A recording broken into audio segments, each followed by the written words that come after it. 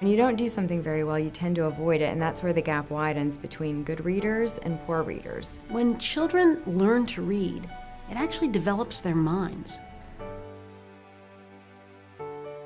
He always was a bright student. He really was. You could see that something wasn't clicking, but he was very bright, extremely curious, really hard worker. He had some handwriting issues. He couldn't read with any fluency. I thought reading was not my thing, and I thought I wasn't meant to be there. I chuck it out and sound it. We like shed, we do sh and duh. I worked with him for about 3 months. It just kind of clicked. Everything was easy for Darren. So I would keep trying to make it harder and harder for him. And shortly after that, he was tested. He tested on a level O and almost a level P. And the literacy facilitator and I talked about it. And she said there's so many other kids that could probably use it a little bit more. And he was, had really gone up such a great deal that he probably didn't need that kind of instruction anymore. I think it helps me a lot because now I feel like I'm ready to go to 3rd grade.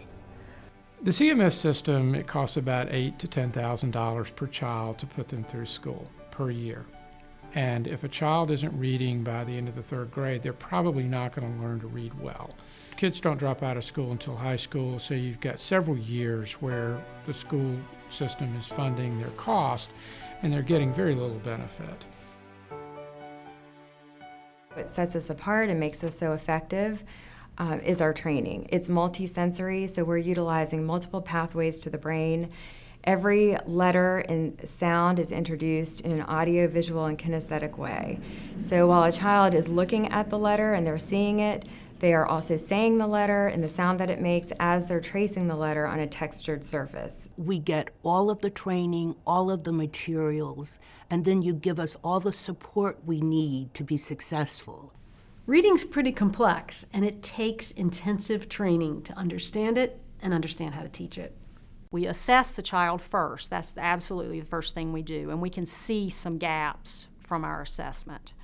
And then we start at the basic level. After training, our volunteers commit to providing a minimum of 60 sessions of tutoring with one low-income child. And so they meet with their child twice a week, usually during the school day, for about 45 minutes to an hour each time. I feel very confident in what I'm doing. I walk in, everybody's happy to see me, I know exactly where I'm going, I know exactly what I'm doing, and for me, that is a real booster for my morale and my ability to be a good tutor.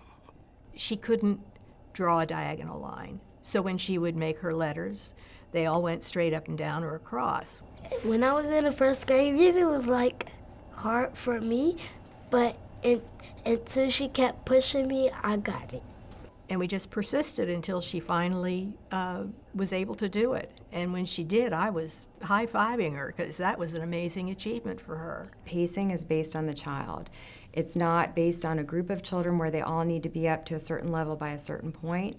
Every lesson is developed specifically for that child and what they need in that tutoring session. They understand the explicit, systematic nature of high-quality instruction is what makes a difference for struggling readers. Typically, the majority of students will have at least half or more of their sounds. But in our school, which is very high poverty, 2% of our kids come in knowing even half or more of those sounds. I've never seen a nonprofit organization that has as great of an impact for such a small amount of cost. The Augustine tutors are kind of a rare breed of tutors. I mean, there's a hardcore, dedicated commitment that shows up through tutors who are, part of the program for multiple years. There is an intimacy of connection that develops over that long period of time that adds greatly to how that tutor can enhance the child's learning experience. After a while, I realized that I had to keep doing this because it wasn't just so I'd have something to do. It was because it was what I was meant to do. and I had to keep doing it. You're kind, and she's sweet, and she's always pushing me to do my work. I can right now think of 10 children off the top of my head that are perfect candidates for this program. It's a remarkable investment in changing a child's life for a pretty small amount of money in the scheme of the value that's created. I feel like I can do anything. We don't need to build kids' self-esteem so that they learn to read. We need to teach them to read so that they gain some self-esteem. It's the reading that comes first.